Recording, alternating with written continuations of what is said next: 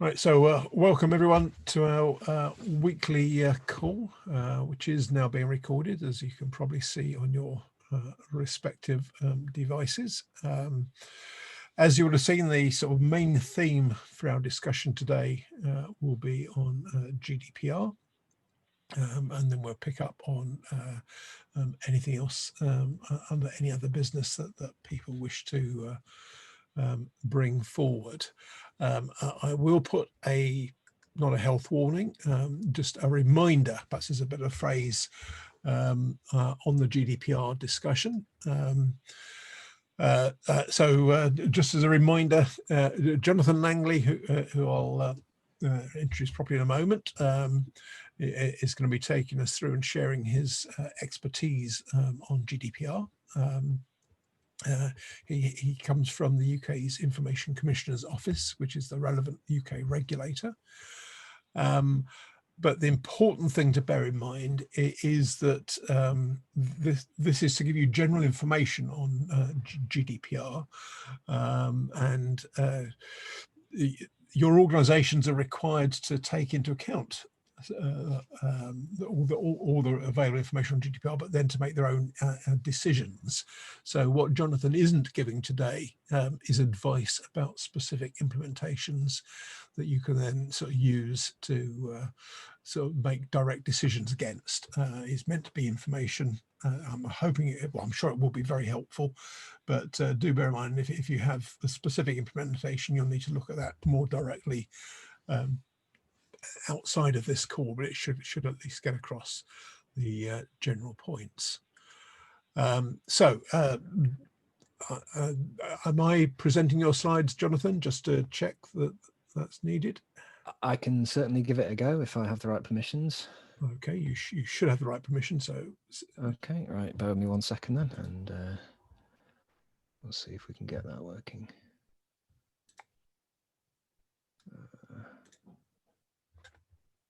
Okay. Yeah, that should hopefully be working. That's certainly working on my screen. So brilliant. Okay. Right. So in which case, Jonathan, over to you. Thanks very much for doing this. No problem at all. Thank you for having me. Hopefully this will be useful for everyone. Thanks for the introduction, Andrew. Obviously, as you from the introduction, you can see my name's Jon Langley. I've been working for the Information Commissioner's Office for about 13 years now. As a senior technology officer, not the whole time, I've done various different things throughout my time there. This, and obviously my role is kind of around understanding technology and the impact that that can have on information rights. And I've been doing a fair bit of work on DNS and DOH specifically over the past sort of couple of years. So if any of you have been around kind of the UK discussions around DOH, you may well have seen elements of this presentation already. I've done various different versions of this. I believe I've actually, I don't know whether I've done this presentation, but I've certainly done some discussions on one of these calls previously, although it was a long time ago. I think it was about a year ago now. And if any of you have been to any of the ISPA workshops, again, I've done various different presentations at those too. So apologies if this is a little bit of a retread for some people, but hopefully there'll be some new information in here as well, particularly around adaptive DNS and some of the thinking that I've been doing around that. But what I'm really going to start with here is a basic rundown of some of the key parts of the GDPR and exactly how they kind of relate to the DNS ecosystem in particular, just to give it a little bit more specificity, because obviously if any of you have ever come across GDPR before, you'll know it's principle-based legislation, and that effectively needs applying in various different circumstances. So being able to have a little bit more specificity about how it works in relation to particular areas is, I think, quite useful in some circumstances. And before I start, I will just apologize. My wife has very kindly agreed to take our 2 children out while I'm doing this presentation, but she hasn't quite done that yet. It's half term over here in the UK. So if you do hear any thumps, screams, noises, that'll be 2 small boys being shepherded out of the house. I apologize for any any inadvertent distractions or background noise. That said, actually, I think it's wonderful when I hear men with children in the background, because usually I only hear the women in high technical roles who have the children in the background. So just saying. yes.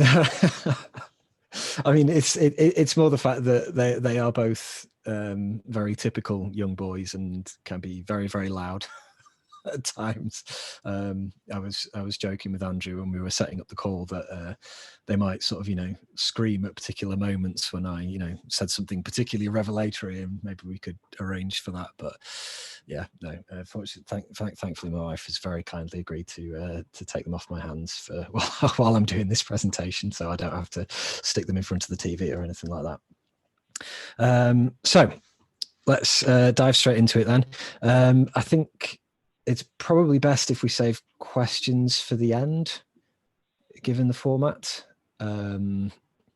Ordinarily in person, I quite like sort of being able to take questions as I go, but without any sense of feedback, it can be really, really difficult.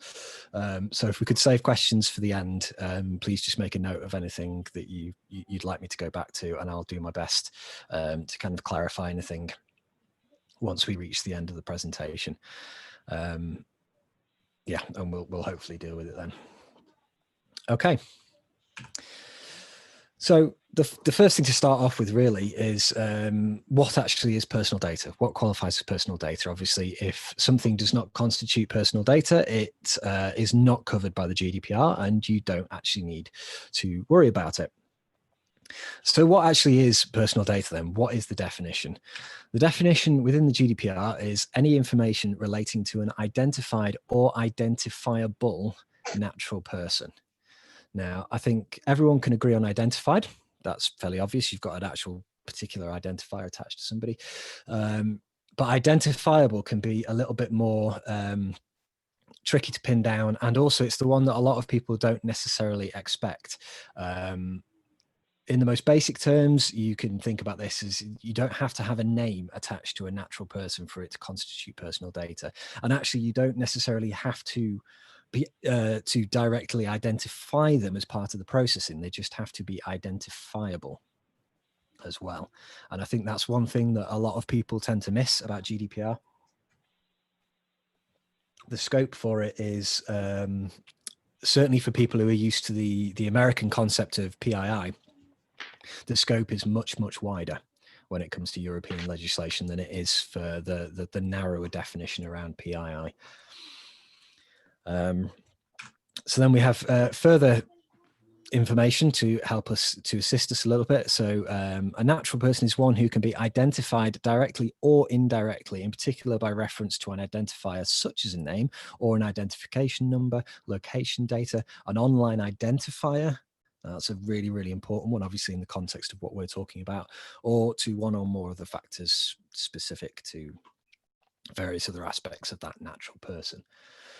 And the important thing to note from this is the qualifier directly or indirectly, as this is where the capability to identify someone from different sources comes in. It doesn't just have to be directly from the information that you obtain about somebody. If you can actually identify them from other information that you could reasonably obtain, then this will it will still constitute personal data. Now, this is a topic that we could very, very easily spend the next hour or so on.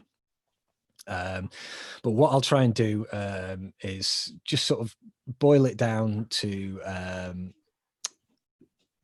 a very simple kind of way of thinking about it that I've sort of developed over the past 13 years of working in data protection. If you are processing information in order to produce an effect on one person at a time, it's extremely likely that you'll be processing personal data. So that's a nice, simple way to kind of think about it, rather than getting into the real nuts and bolts. If you're trying to obtain an effect about one particular person, you're almost certainly going to be processing personal data. So, of course, that then brings us on to the question of, is DNS personal data? And sorry, my slides have messed up slightly there. I don't know what's happened there. I didn't look at the animations properly. Never mind. So for this, we have to look at where DNS queries are seen to be coming from and what's actually being done with them. Well, we bear in mind that definition that we talked about on the last slide. Is the information being processed to produce an effect in relation to an individual? So if we take an easy example, actually, I think this is where the slides have slightly messed up there. So there should have been an animation to go along with this example. So you may just have to imagine this. Apologies for that. I thought I'd corrected that, but never mind. Let's say, for example, DNS resolution is set on a particular device or from an app within a particular device. So this means that those DNS queries can be linked to a particular device or even to a particular app that is running on a particular device. And it may be that actually there's a uniquely identifiable individual logged into that app, for example. And in those instances, you're moving into the area where it's very, very likely that those DNS queries that are sent from that device or from that app will constitute personal data, because they are very, very likely to belong to just one individual.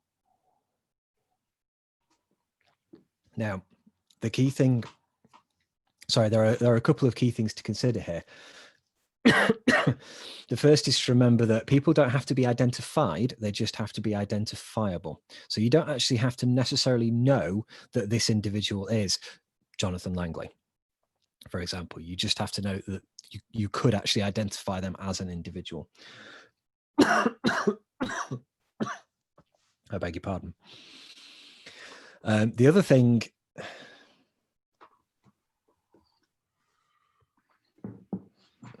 which I haven't put in my notes and my mind has now gone blank.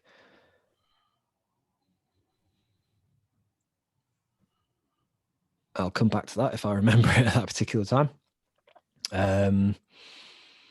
So another example of sort of a direct to person, a direct to device query would be mobile devices on mobile networks. So my understanding on this would be that you can identify DNS queries that would come from particular devices or from particular numbers or subscribers, to be more accurate. Although, again, within that, there is then the possibility that the device is allowing tethering and could potentially be sharing its connection.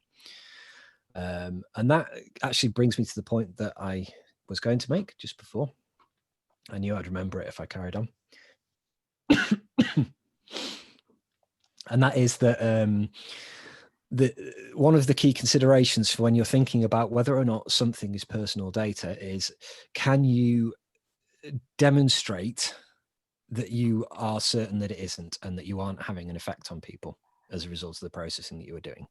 If you can't be certain that you're not processing personal data, then ideally speaking and realistically speaking, you probably should treat it as if you were processing personal data, because the risk is that actually you could say, well, we don't know if we're processing personal data and we don't necessarily want to know. But then actually, if you are processing personal data and then it turns out that there is some sort of security breach around that, you're suddenly going to find yourself in a position where actually there's a whole bunch of stuff that you should have done that you haven't done. And I presume I don't necessarily need to go over the enforcement powers, the significantly increased enforcement powers that came in under GDPR, and in particular, obviously, the fining powers that have gone significantly higher than they used to be under the various different schemes within Europe under the 95 directive. So I get, that's for organizations to decide what they want to do as a risk-based approach, but that is for them to decide.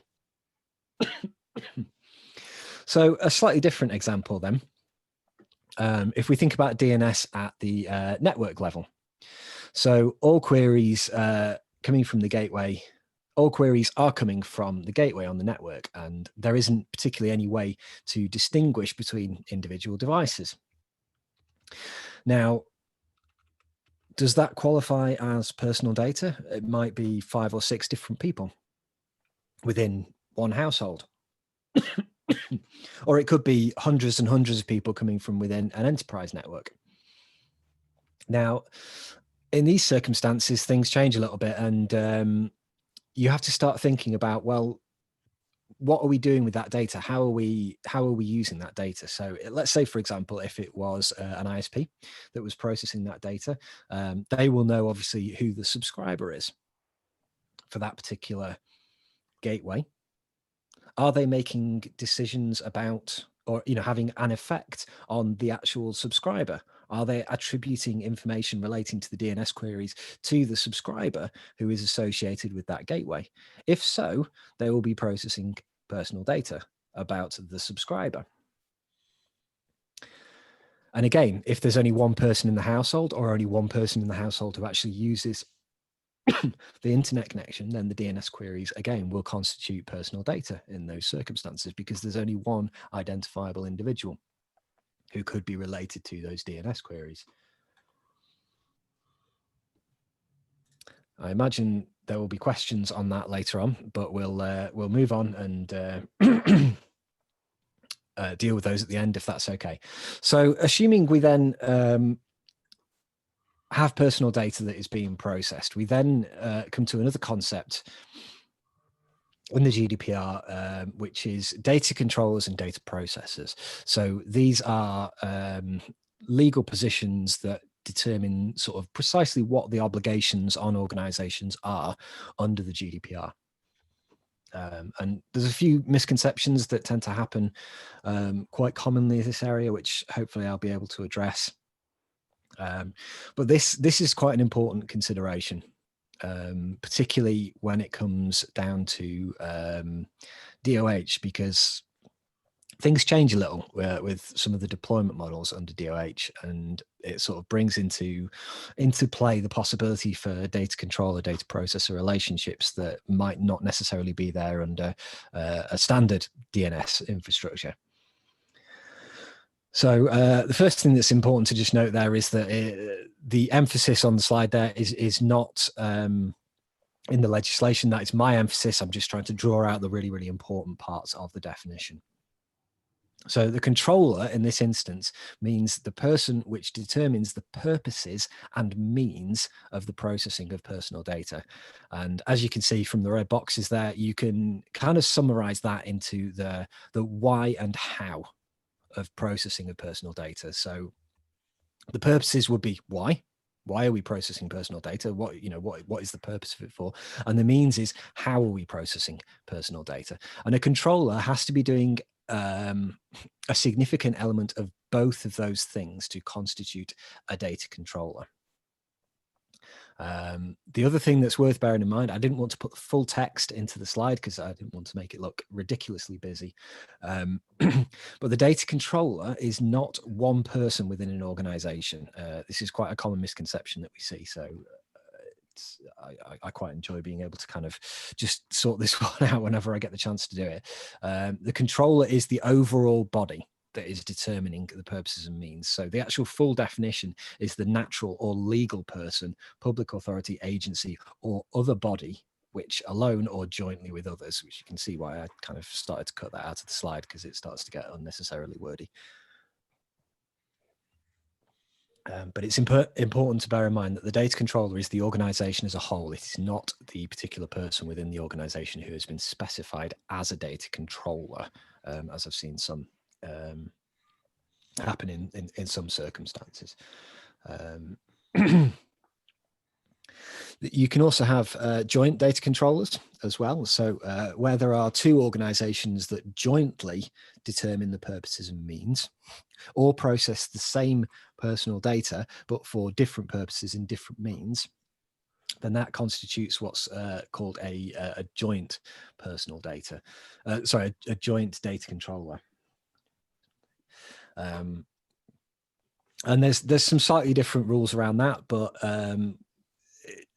from the thinking that I've done so far, I'm not entirely certain that that's strictly relevant to considerations around DNS and DOH. It may be in some circumstances, but at present, I decided we'd kind of leave that one by the side and we could pick it up if we needed to. If anybody particularly feels the need to kind of go into that and have a think about the implications behind that. So that's the controller. And when you're assessing this, it's kind of a sliding scale, really. There isn't sort of a hard and fast break line where somebody is definitely a data controller and somebody is definitely a data processor. The precise relationship will determine exactly who is a controller and who is a processor in many circumstances. And this is one of the reasons for Andrew's disclaimer at the beginning, which I'm very thankful to him for. This is extremely context dependent. There are some obvious examples where people are obviously controllers and people are obviously processors, but in reality, most things, as you know, in life, really, most things are kind of in that grey area where it's a bit of a sliding scale, and that can certainly be the case when thinking about some potential DOH implementations. Or certainly some theoretical ones that I've been kind of processing through. So the definition of a data processor, which is a nice simple one compared to controller. So a processor is a natural or legal person, public authority, agency, or other body, which processes personal data on behalf of the controller. So they're doing it basically under instructions from the controller. The controller has said, we want you to process this personal data. And here it is. And they're doing it under instruction from the controller. Now, obviously, there's a whole host of things that can go on there. But there are two important things to note around processes. The first is that although they don't determine means and purpose, they do still have, particularly under GDPR, if anybody was familiar with the way the old DPA worked, processes were just processes. They had no obligations under that legislation. But under the GDPR, there are actually some specific obligations that are placed on processes, specifically around security. So if processes are responsible for a security breach, then they can actually be fined under GDPR and can come under the fining powers that are present in GDPR. The other important thing that's worth noting about data processes in this context is that controllers are required to have, under GDPR, they're actually required to have a contract in place with any processes that they use. So if there is a data controller, data processor relationship, a contract has to be in place legally between the controller and the processor, which defines how that processing will occur. And if there isn't, that is essentially an immediate breach of GDPR. And that, yeah, that's caused some issues more widely, and it's kind of another big change between the DPA and GDPR, whereas previously it wasn't an absolute legal requirement for that contract to be in place. Now it is. There has to be a contract in place between a controller and a processor. So then finally, sorry, not finally, but another one of the kind of key issues that tends to get raised when people talk about data protection, where does consent fit in? Consent is an interesting one in terms of DNS queries, because it all depends on the nature of the relationship between the DNS resolver and then the device at the other end, and how that relationship has come about effectively. So under GDPR, consent is one of the lawful bases for processing that an organization must be able to demonstrate that they can meet before they can process personal data. But the important thing to note is that actually it's only 1 out of 6 different conditions. So you can see consent at the top there, but there are a whole host of other conditions that can also be met. And the important thing to know about this is that actually you do not need consent if you can meet one of those other conditions for processing. Now, I'm not going to go through all of these at this particular time, because again, that's a whole separate presentation in itself. And we could probably spend plenty of time on every single one of those ones, going through the particular intricacies that might apply. But the important thing to note is that if you are a controller, you have to be able to identify a lawful basis for the processing that you are carrying out. And it's for the data controller to be able to determine that lawful basis. It's not for the ICO to, or any other regulatory, any other competent authority to determine it for the organization. The organization, under their accountability obligations under the GDPR, is required to know what lawful basis they are relying on for the processing that is occurring. So the key takeaway really for this one is that an organization can meet any of these bases for processing. And actually, if they can meet one of the other ones, they do not have to ask for consent. And actually, in some instances, if you are, say, relying on performance of a contract, you probably shouldn't ask for consent, because under the laws in GDPR around consent, you have to be able to withdraw that consent as easily as you gave it. And if an organization, for example, asks somebody to consent to particular processing, and then the individual withdrew that consent, and the organization said, well, we're going to carry on processing your personal data anyway, and because we're doing it off the basis of performance of a contract, that would not constitute fair processing. That would be misleading, and would be extremely unlikely to be lawful. So it's very, very important that organizations don't mislead people into thinking that they're, that they have consented to something when they haven't actually consented to it. Now, the one that I will just mention a little bit further, because it's the one that, again, a lot of people kind of are immediately drawn to, but it's a lot more complex than the other ones, is legitimate interests at the bottom there. And basically, working out whether or not you can rely on legitimate interests involves a balancing test. So the entire lawful basis actually talks about you have to balance the legitimate interests of the data controller to carry out the processing of personal data that's going on against the interests or fundamental rights and freedoms of the data subject. And again, under the accountability principle, if an organization is relying on legitimate interests, they have to be able to show that they have actually done an assessment of that. They have actually balanced the rights, the legitimate interest of the data controller against the interests of fundamental rights and freedoms of the data subject, and that the balance has come down in favor of the organization carrying out the processing.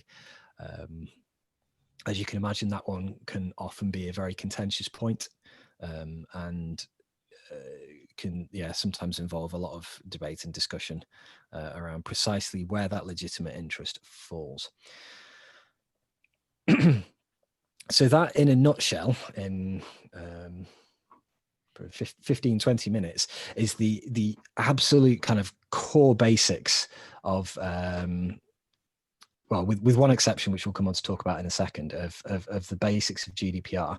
One thing that I'm not going to talk about now is what's called special category personal data, which comes with a whole host of other considerations. But special category personal data is essentially personal data that is especially sensitive, and that has a whole bunch of other implications around it.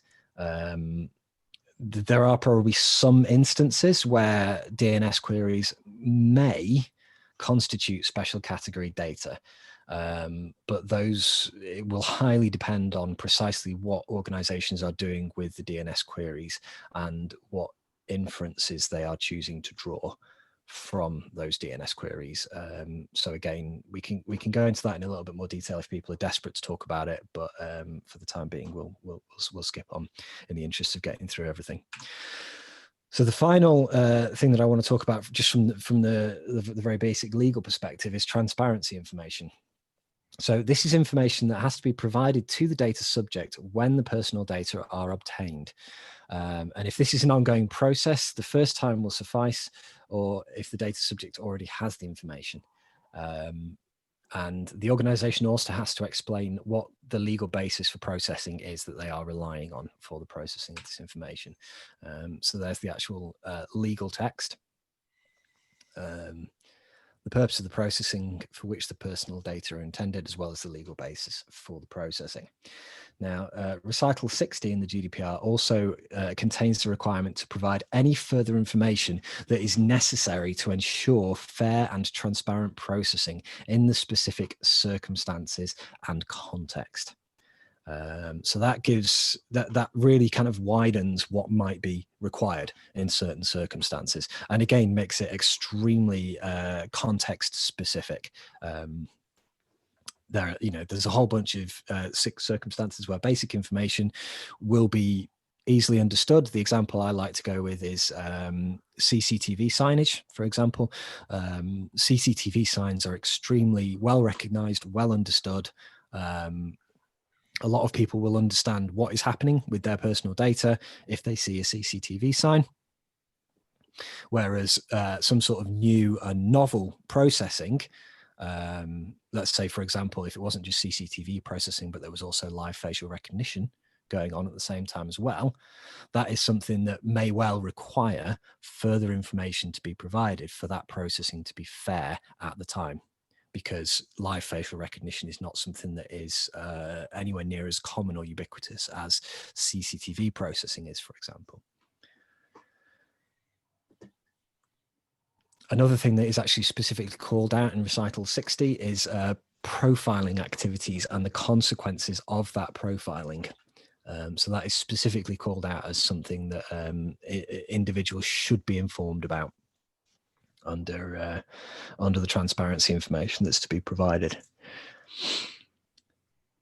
So that's the really quick sort of whistle stop tour through the basic legislative framework. So how does DOE change things? The simple answer to this is that it doesn't, actually, from the perspective of the fundamentals of the GDPR. But of course, things are never quite that simple.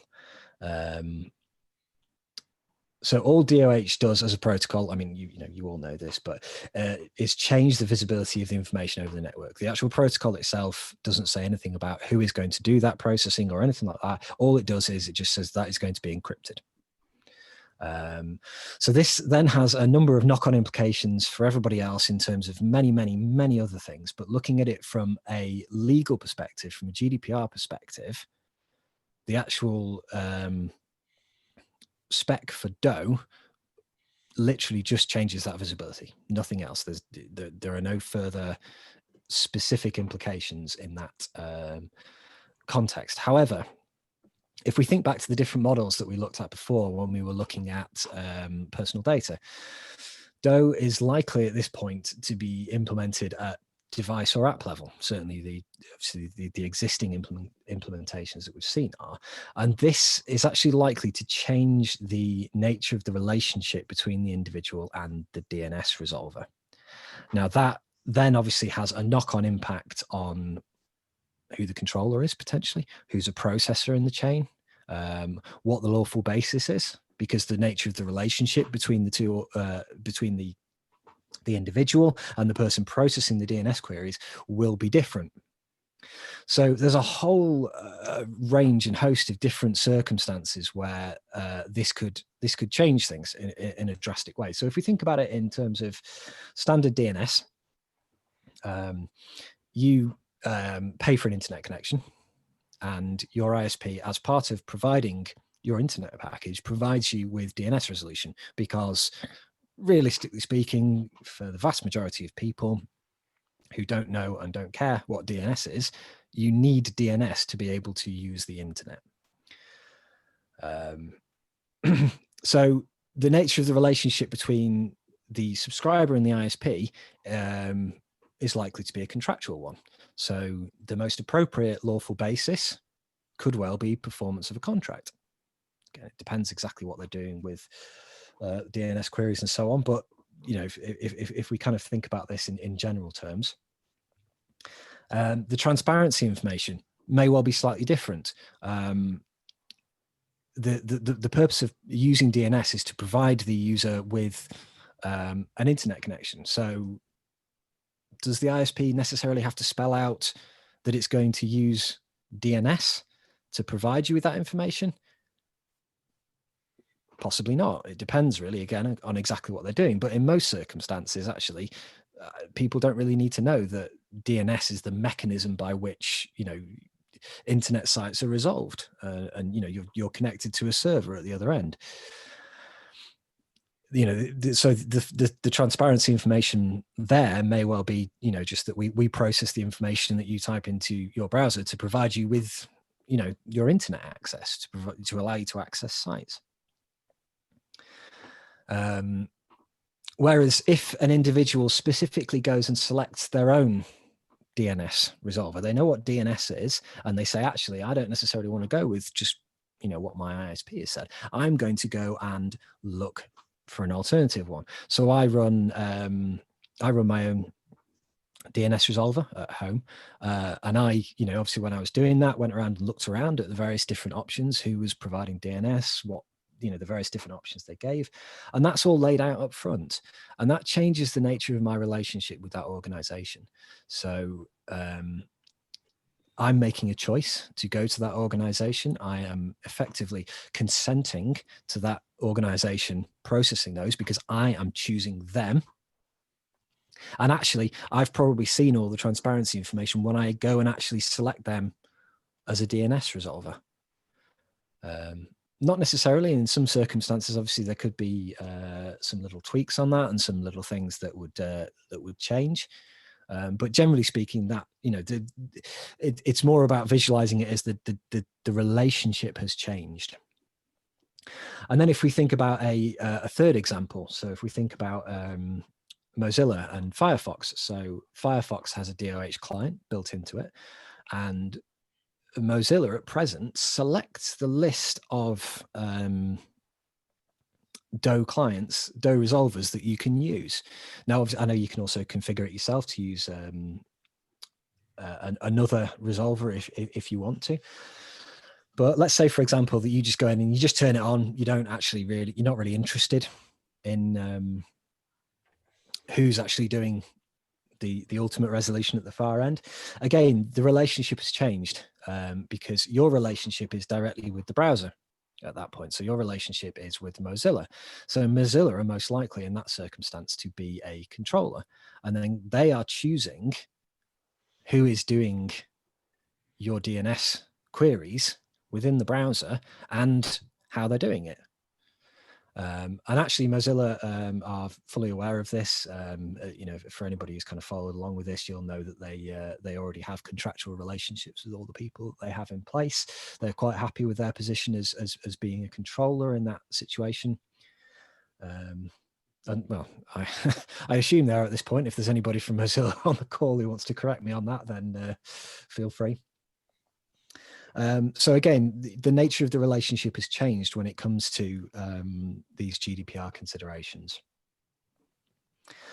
And then finally, adaptive DNS. Now, I've left this slide kind of blank because I could not think of a way to actually visualize kind of the considerations around this. So apologies that you're all staring at a blank screen, but this bit is just very wordy and I couldn't think of a snappy, suitable way to kind of visualize this in an easy to understand manner. Now, obviously, adaptive DNS is something that is still ongoing. It's not something that's kind of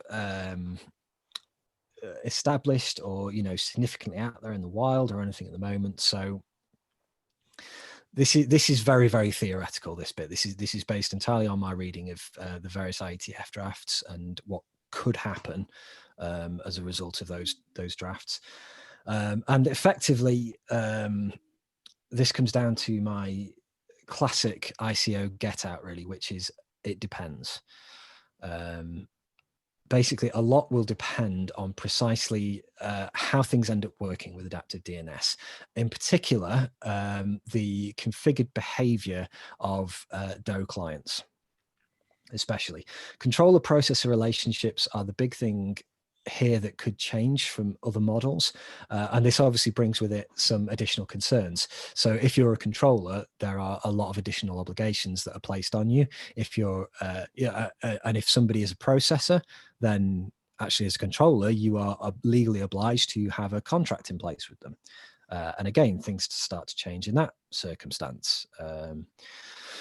So we've already gone through kind of what the example would look like without adaptive DNS, thinking about sort of the Firefox example.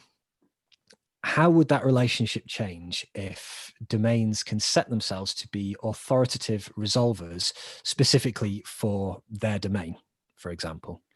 So this is looking at Tommy Pauly's draft, IETF draft. So do the circumstances change depending on precisely how the DOH client itself is configured? I would argue, yes, they do. We'll have a look at that in example in a minute. But both of these are things that will need to be worked out by people who are designing DOH clients, and also people who are running resolvers that may respond to adaptive DNS requests. And again, this comes back to that accountability principle that I mentioned sort of earlier on.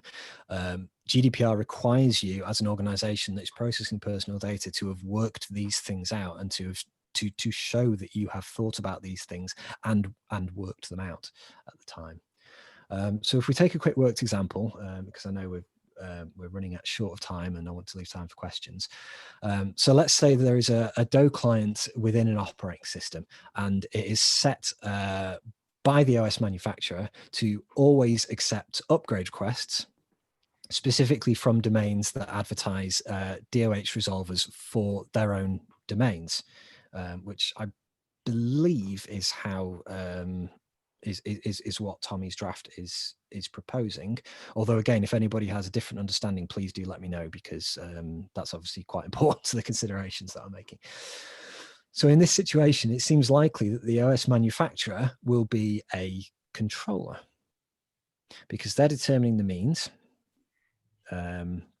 We're using DNS obviously to provide you with access to an internet site, and they're also, sorry, they're determining the purpose, which is obviously for DNS to provide you with internet access, and not internet access, but I'll use that as a shorthand for resolving a site to an actual server.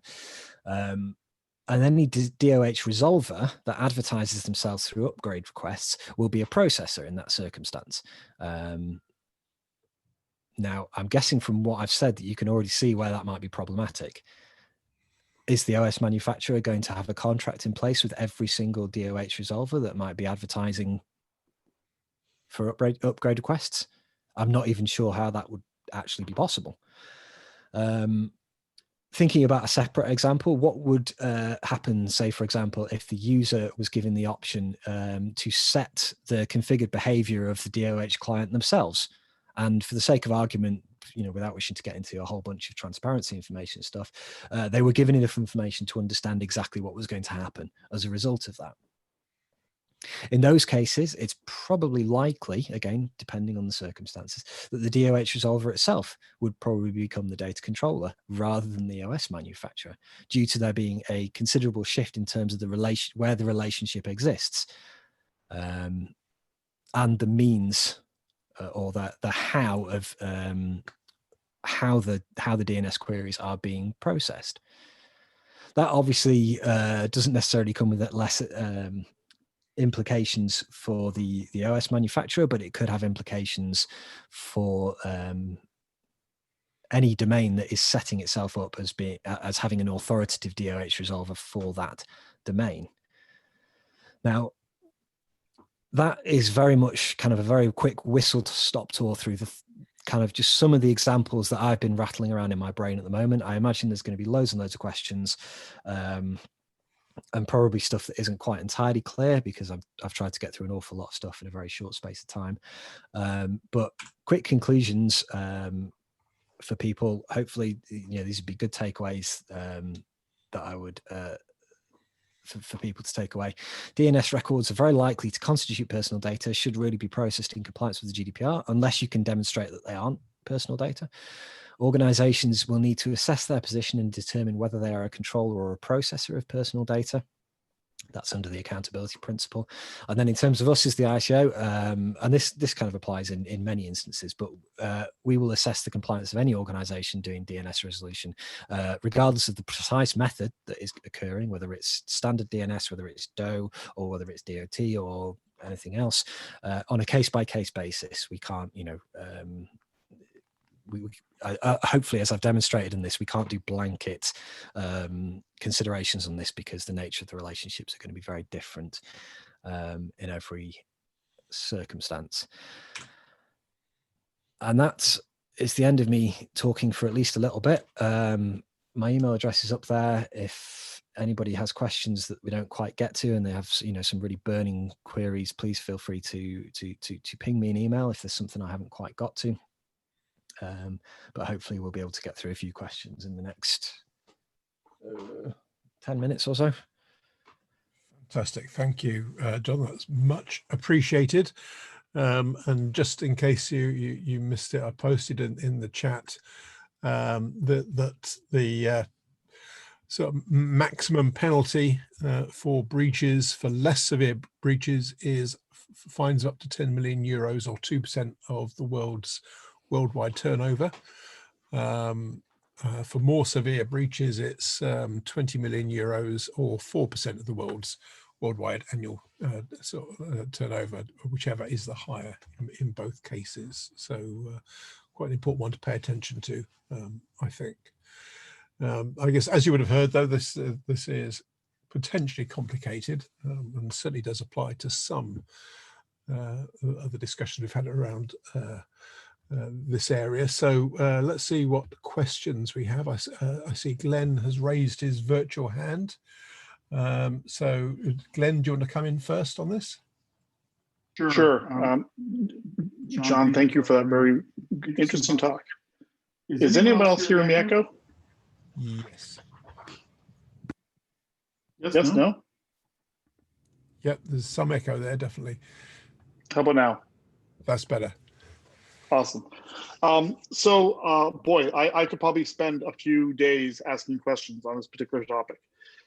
Let's go some very high level ones. What is the difference in terms of this sort of access around GDPR and DOE and a web service? So if I go to a website and access the website's content, the simple version of a website is that all the content is coming from that single site. That's not the realistic world we live in today.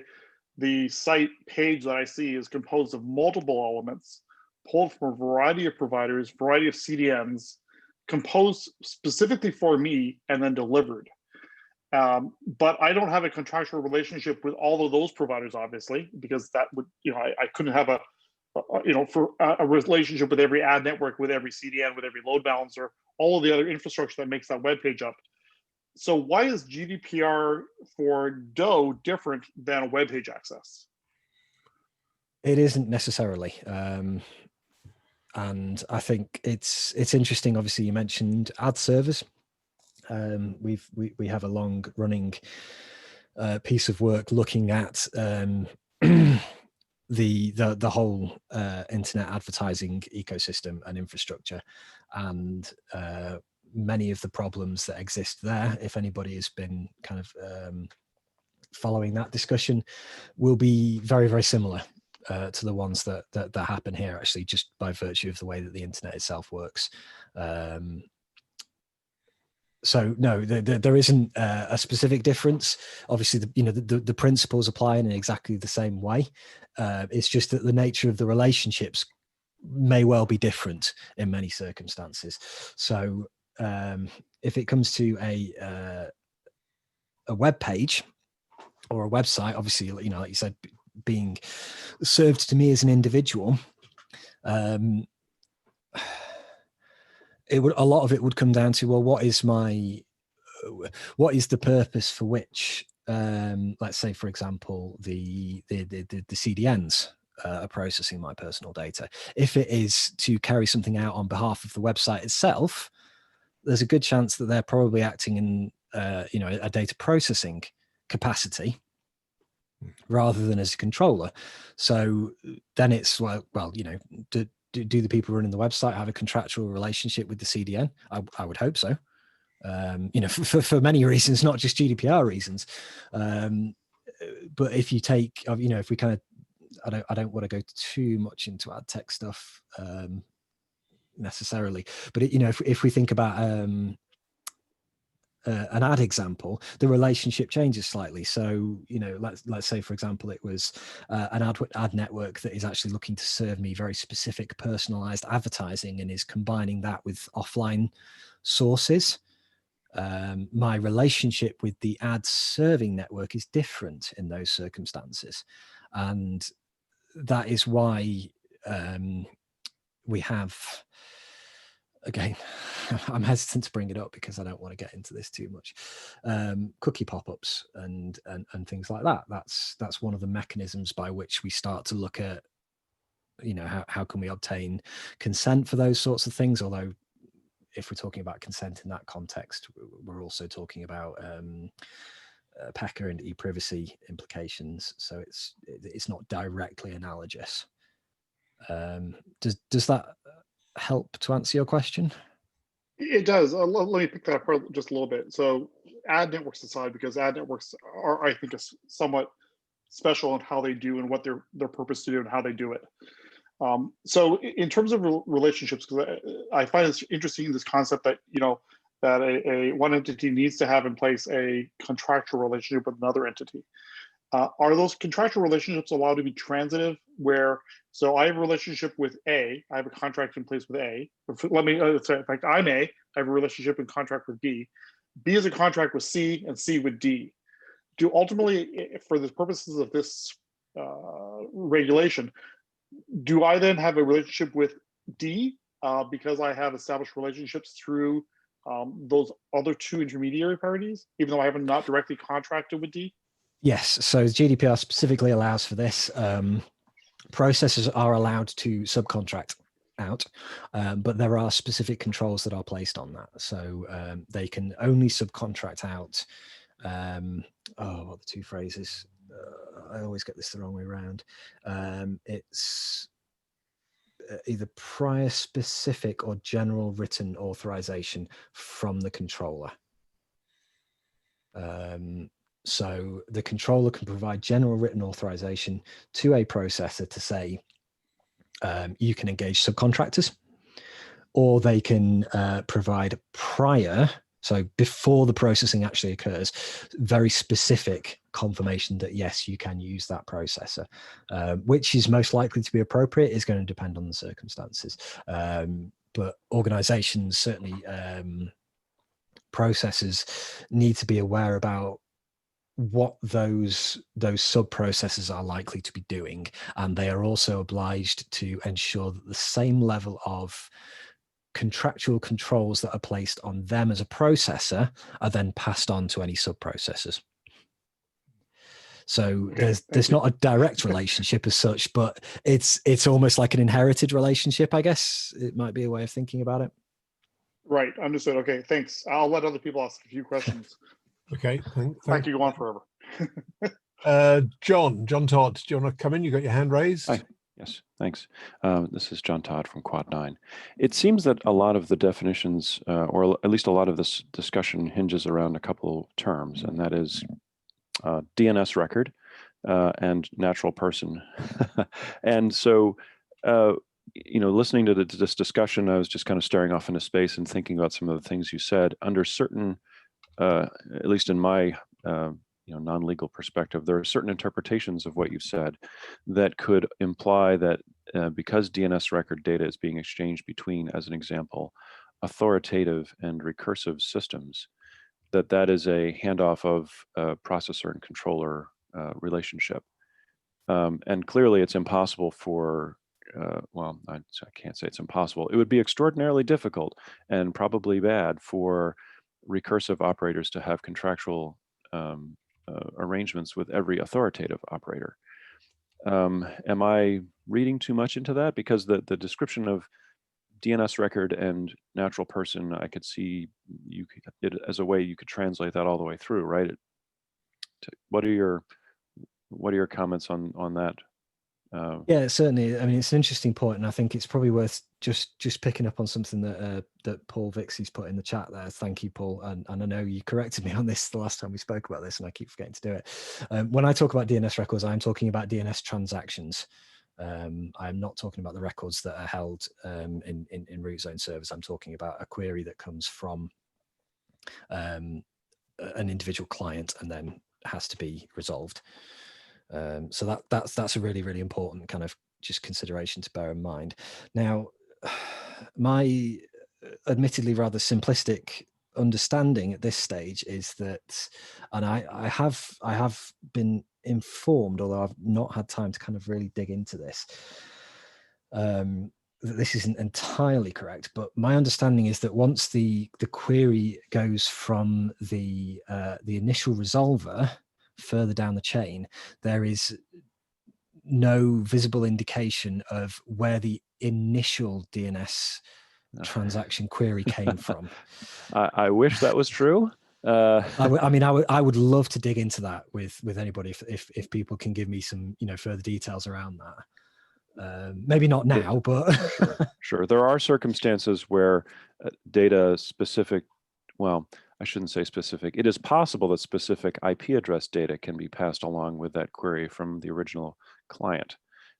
It is typically not the case that specific IP address is handed off, but there are sometimes portions of the IP address that are handed off between recursive and authoritative, and that that's a point of privacy contention as well as possibly now legal contention as well. Yes. As to where, what level of obfuscation defines natural person versus not. Yeah, I mean that's a discussion that we have in many different circumstances, and it's an interesting one. I think it's those situations where you would potentially have to worry about that idea that a recursive resolver might have some issues, but that's I think that's probably something I would need to have more of a think about. I'm not sure I'd want to shoot my mouth off the top of my head on that one. Okay. Thank you for the good talk. Thanks, John. I see Pat Tarpey has put in the chat is query name minimization real, which I guess might help address. I took it as a rhetorical question that Pat was asking to highlight that there might be a technical solution that would help there. Yes, I need to look at query name minimization again. Actually, it's been quite a long time since I last looked at it. So thanks, Pat. Okay, Paul Vixie has raised his virtual hand in the chat. So Paul, over to you. And you're on mute, Paul. He's not muted, but we're definitely not hearing anything. Give Paul a moment to see if it's a technical glitch with his headphones, perhaps. Who knows? Can you hear me now? There we go. Yes, we can. Yes. All right. Wrong microphone. Too many video clients. Thank you for an excellent talk. My distinction between the transaction and the record is because the records themselves can be crafted, of course, by targeted advertising, trying to get somebody to fetch a tiny 1-by-1 image or something like that. And in that case, they may have been given a DNS query name that is specific to them, thus allowing someone like the authority server to build a profile, which is one of the things you're not supposed to do without permission. Yeah. But in all other ways, my own analysis of this is that it's the transaction that matters. And you've made a very important distinction today on with adaptive DNS, because if a transaction from the stub to the recursive includes eDNS client subnet, that could help somebody build a profile. Therefore, you ought to look at that carefully. Same thing with the IP address itself, which might not be coming from a NAT gateway. It could be coming from a direct end user. And the IP address, again, helps you build a profile. There's also something called the DNS cookie, which is designed to frustrate DDoS attackers by having it be that you're sending some other evidence of an existing relationship to that server. And that also, even if it's opaque, it is something you could use to build a profile. But you've made an important distinction where if adaptive DNS is used, then all of that data, including the IP address of the query, the DNS cookie, if any, the eDNS client subnet, if any, could all be present in a transaction from the stub to some distant authority. And the use of that data and the ability to get consent for that use is incredibly different from everything we've talked about yet. So I thank you for making that distinction. I do want to say that in my work, which is about passive DNS these days, I don't work on DNS itself much. We simply strip out eDNS client, subnet, cookie, and so forth, and we have patterns, stop lists, if you will, that look for those one-by-one images and other tracking information in order to just get the records. In other words, the authority records as exposed by an authority server at a certain point in time. And it is my own analysis and my team's analysis and a couple of lawyers' analysis that because we are only looking at the records and at no aspect of the transaction, that we are probably okay to do what they call processing on those records, because it simply isn't personal data. I realize that is a big can of worms. I just want everybody to know that's why I make the distinction, and that's what we're hanging our hat on right now. Thank you again for a great talk. Thank you. Thank you, Paul. Does anyone else have a burning question for Jon?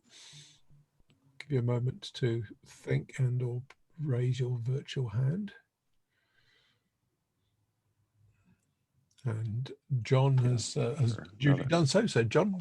Another question.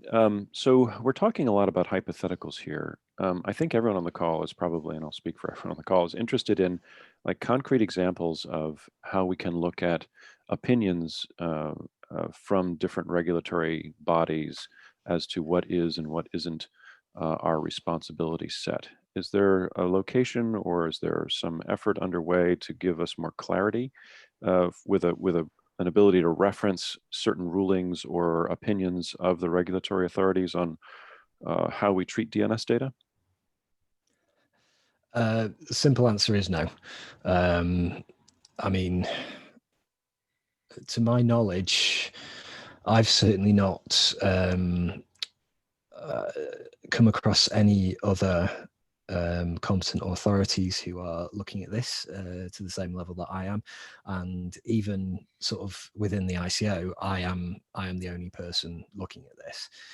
When it comes to case law, that obviously is dependent on a case going through the court process.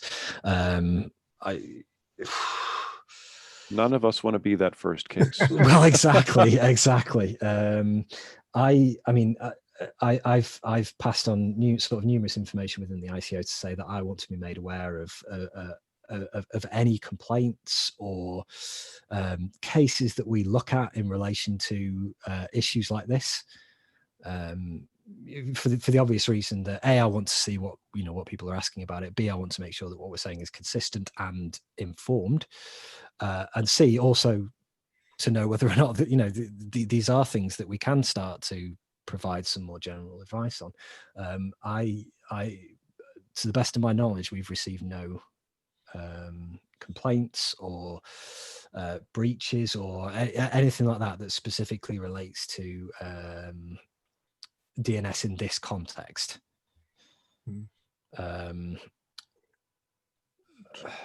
Just on it, yeah.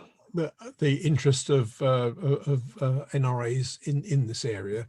I saw in the chat earlier that Klaus mentioned that Ulrich Kelber, the head of the German NRA, I think is at least, I would infer from his comment, paying some attention in this general area. Yeah, sorry, it's worth just bearing in mind, obviously, I know another word I really didn't want to say, obviously with Brexit kind of upcoming, our involvement at EDPB has dialed back considerably. So there could well be stuff going on with other European regulators that we just aren't aware of at this point in time due to the changing nature of our relationship. And Paul has put his hand up. Can you hear me now? perfectly. Okay. So, John, I wanted to know if you have looked at EPR at all, which is a drill down into the specific data elements, the internet service elements of GDPR, and seems to be trying to clarify some of the things that you've described today.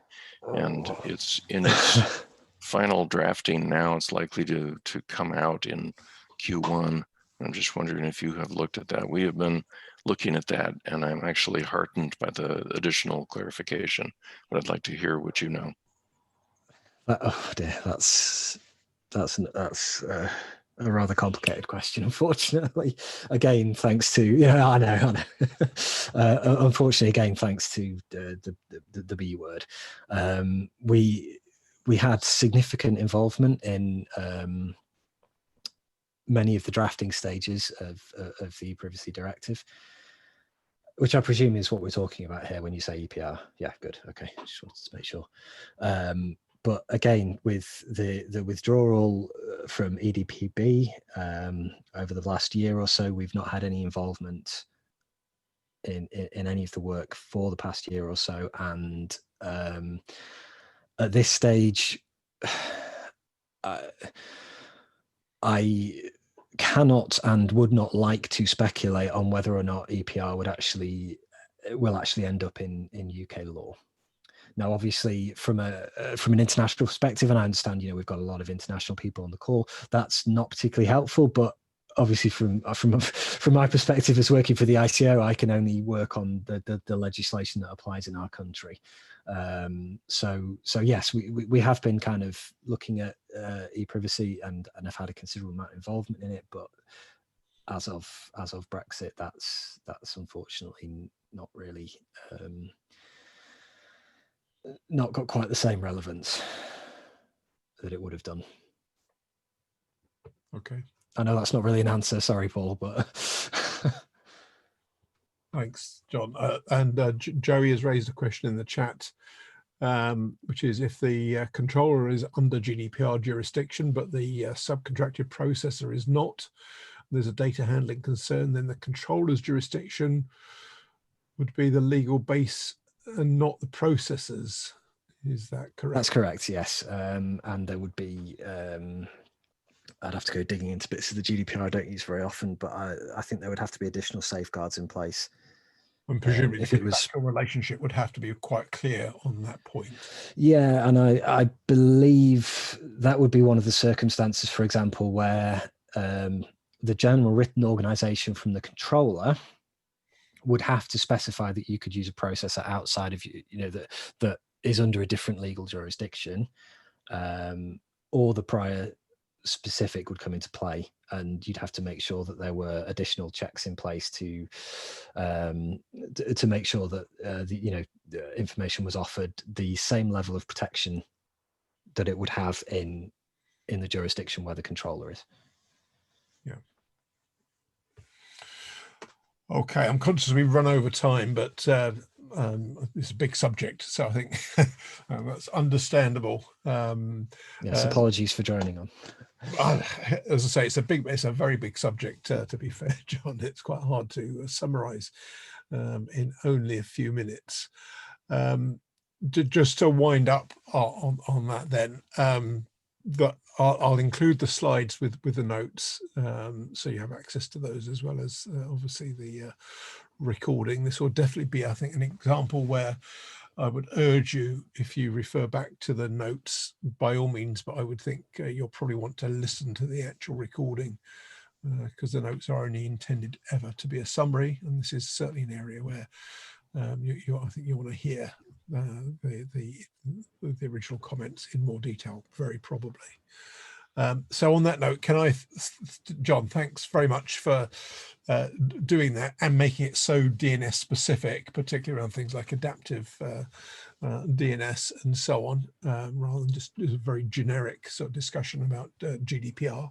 I hope everyone found that useful, and it will provide food for thought.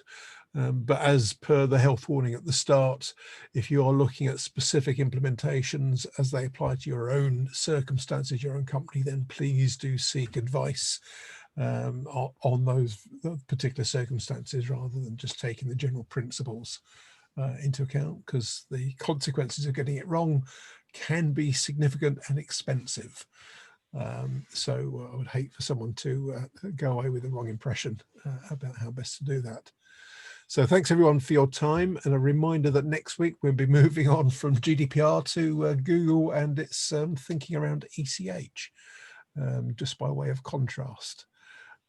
So have a fantastic week, everyone. John, very much appreciate you taking the time out to do that, and I hope— No problem. Thank you for the questions.